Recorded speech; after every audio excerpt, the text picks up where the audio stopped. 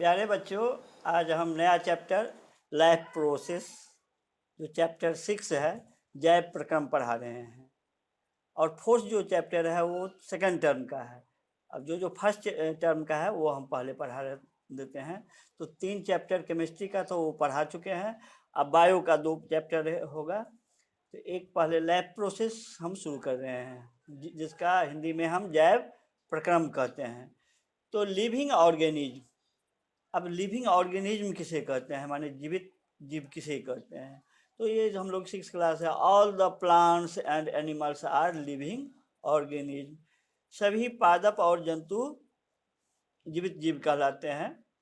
The characteristics of living organism, ये भी characteristic हम लोग पहले से पढ़ चुके हैं, वैसे हम फिर एक बार रिमाइंड करवा देते हैं।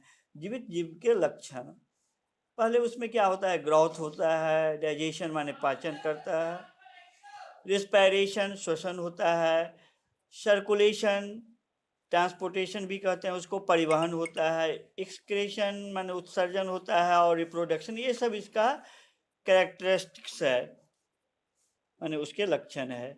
अब है लैब प्रोसेस, जो हमारा चैप्टर है lab. What is a lab process?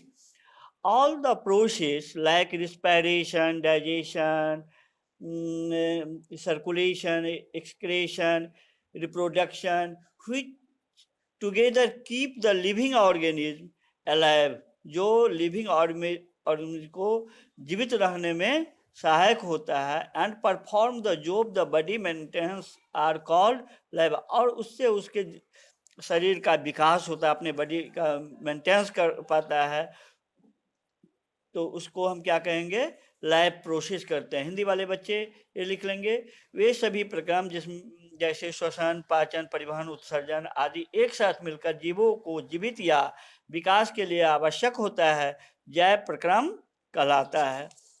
अब आते हैं बच्चे, क्या जरूरी है लाइफ प्रोसेस के लिए।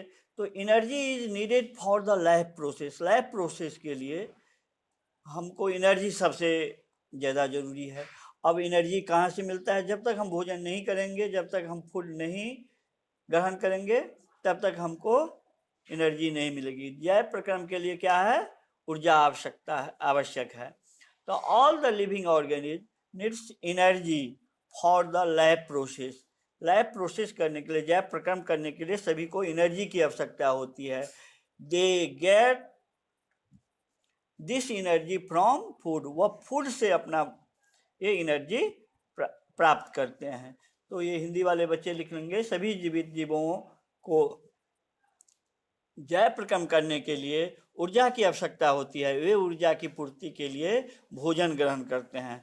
अब न्यूट्रिशन क्या है? वही जो भोजन करना, फूड को इंटेक करना और फिर ये जो डाइजेस्ट करना, ये क्या कहलाता है, न्यूट्रिशन कहलाता है, पोषण कहलाता है। तो व्हाट इज ए न्यूट्रिशन, ये पूछेगा।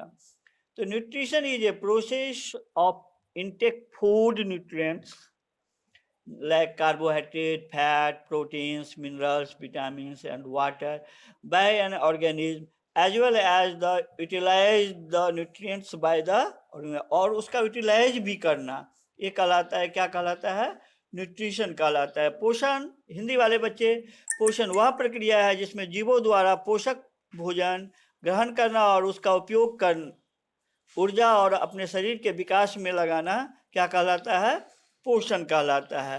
अब मोड ऑफ न्यूट्रिशन के कौन कौन है? मोड ऑफ न्यूट्रिशन माने पोषण का तरीका या पोषण का, तो 2 तरह के मेनली है mode of nutrition. They are mainly 2 modes of nutrition, heterotrophic nutrition स्वपोषी पोषण, और हेटेरोट्रोपिक न्यूट्रिशन विषम पोषी पोषण। अब बच्चे हम आज हेटेरोट्रोपिक मोड्स ऑफ न्यूट्रिशन के विषय में बताते हैं। स्वपोषी पोषण किसे कहते हैं?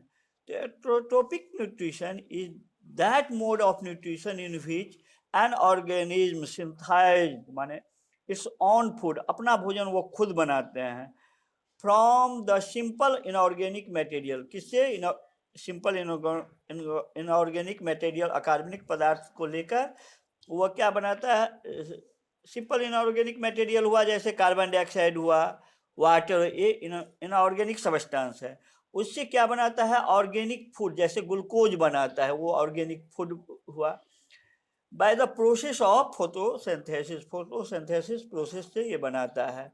जैसे कौन कौन है? ये ग्रीन प्लांट्स है, हेटेरोट्रोपिक मोड ऑफ न्यूट्रिशन होता है उसमें।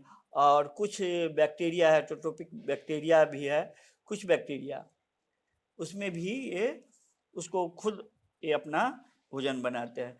तो वही है स्वपोषी पोषण, वह पोषण है जिसमें स्वपोषी जीव द्वारा अकार्बनिक पदार्थ जैसे कार्बन डाइऑक्साइड और जल की सहायता से सूर्य प्रकाश की उपस्थिति में कार्बनिक पदार्थ बनाते हैं। और कौन सा एग्जाम्पल में है? हरे पेड़ पौधे और स्वपोषी बैक्टीरिया। इसका हम लोग रिएक्शन पहले से पढ़े हुए हैं। 6CO2 plus 6H2O, light, chlorophyll, ये C6H12O6 ग्लूकोज हुआ, और ये 6O2 ये ऑक्सीजन। कहीं कहीं पर हम लोग देखेंगे ये भी फार्मूला होता है 6CO2 प्लस 12H2O लिखा हुआ रहता है। अब ये light, sunlight, light means sunlight, sunlight है, सनलाइट और क्लोरोफिल, इसकी सहायता से ऐसे भी इक्वेशन लिखा C6H12O6 प्लस 6O2 और 6H2O, ऐसा भी लिखा है। कोई सा इक्वेशन लिख सकते हैं, दोनों सही है, दोनों में मार्क्स दिए जाते हैं। ठीक है, आज इतना ही। कल हम हेटेरोट्रोपिक दूसरा जो मोड है हेटेरोट्रोपिक न्यूट्रिशन वो पढ़ाएंगे।